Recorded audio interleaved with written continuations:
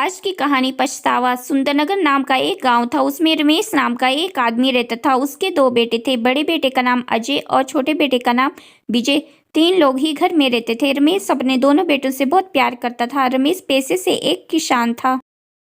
अजय अधिकतर अपना समय अपने पिता के साथ ही रहता और उनका काम में हाथ बटाता। अजय अपने पिता की हर बात मानता और उनकी सेवा करता। वहीं दूसरी तरफ विजय अधिकतर समय बाहर आवारा दोस्तों के साथ खेलकूद में ही बिता देता। विजय अपने पिता की बात भी बहुत ही कम मानता था।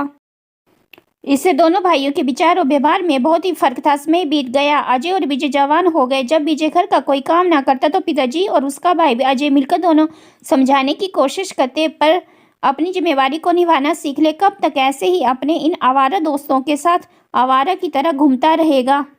रोज होता एक दिन अचानक विजय बाहर से आया और अपने पिता से ऊंची आवाज में बात करने लगा और बोलने लगा कि मुझे अपना हिस्सा चाहिए। मैं आपके बनाए हुए कड़े और नियमों में नहीं रह सकता। मुझे यह घर छोड़कर जाना है। तंग आ गया हूँ रोज की कैंच से। जब देखो यह ना करो वो ना करो रोज सुनाते रहते हैं।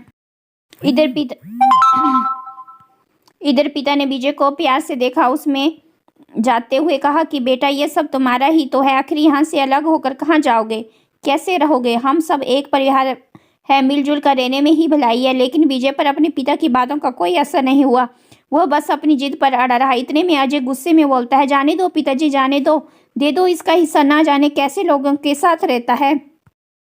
एक दिन ठोकर खाकर आएगा तो खुद ही समझ आएगा। उल्टे पांव वापस आएगा। पिताजी ने विजय को उसका हिस्सा दे दिया। विजय अपना हिस्सा लेकर खुश था। विजय अपना हिस्सा लेकर घर छोड़कर चला जाता है। अब विजय को कोई रोकने वाला ना था। बस अब सब कुछ अपनी मर्जी से करता। विजय अब उन्हीं दोस्तों के साथ मिलकर रहने लगा। उसके दोस्त अच्छे नहीं थे। विजय शुरू से ही बुरी संगत में था, जिसका नतीजा आज उसके साथ ऐसा हो रहा था। कुछ दिन तक तो सब ठीक चलता रहा, लेकिन एक दिन ऐसा आया जब विजय के पास सब पैसे खत्म हो चुके थे। विजय ने सोचा क्यों ना अब अपने दोस्तों से पैसे लिए जाए। आखिरकार हम सब साथ में रहते हैं और मैंने अपने दोस्तों की बहुत मदद भी की है। यही सोचकर विजय अपने दोस्तों के पास पैसे मांगने पहुंचा। विजय के दोस्तों ने विजय को पैसे देने से मना कर दिया और बहाने मारने लगे। यही वही दोस्त है जो कल तक विजय के पैसों से मजे करते, आज उसकी उन लोगों से पैसे को लेकर बहस हो जाती है। बात इतनी बढ़ जाती है कि सभी विजय को वहां से मार कर निकाल देते हैं। आखिरकार विजय उदास मन से मुंह लटकाए वहां से चला जाता है। विजय इस बात को बहुत देर से समझा कि ये लोग मेरा बस इस्तेमाल कर रहे थे। आज जैसे पैसे खत्म हुआ तो लात मारकर मुझे घर से निकाल दिया। विजय के पास खाने के भी पैसे नहीं थे। 2-3 दिन विजय भिखारियों की तरह इधर उधर भटकता और कोई भी कुछ देता दे देता तो खा लेता। इस तरह रूखा सूखा खाकर कहीं कोने में सो जाता और विजय को अपनी पिता की याद आने लगी। अपने पिता की कही हुई बातों को सोचकर फूट फूट कर रोने लगा। उसे अपने भाई की नसीहत याद आने लगी। खुद को विजय को कोसता हुआ कहता है कि मैं कितना ज्ञानी था जो इन दोस्तों के बखावे में आ गया और अपना घर छोड़ दिया।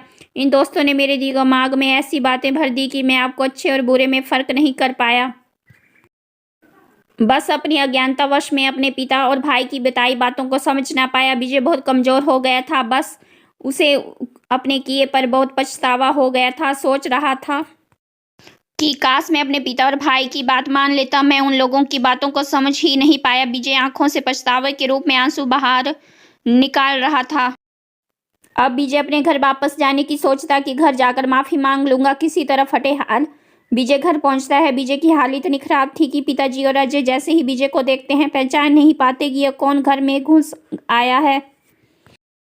जब दोनों विजय के करीब जाते हैं तो पिताजी तुरंत विजय को गले लगा लेते हैं। विजय पछतावे के आंसू लिए बिलख बिलख कर रोने लगता है और बोलता है कि पिताजी मुझे माफ कर दो। इधर अजय और पिताजी की आंखों में भी आंसू आ जाते हैं। अब विजय को समझ आ गया था कि हमेशा अपने से बड़ों का कहना मानना चाहिए।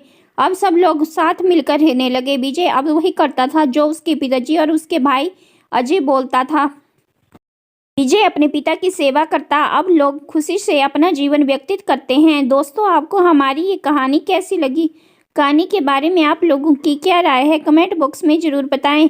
कहानी अच्छी लगी हो तो कहानी को लाइक करें, चैनल को सब्सक्राइब करें और आगे इसी तरह की अच्छी अच्छी कहानियाँ देखने के लिए हमारे चैनल से बने रहे। धन्यवाद।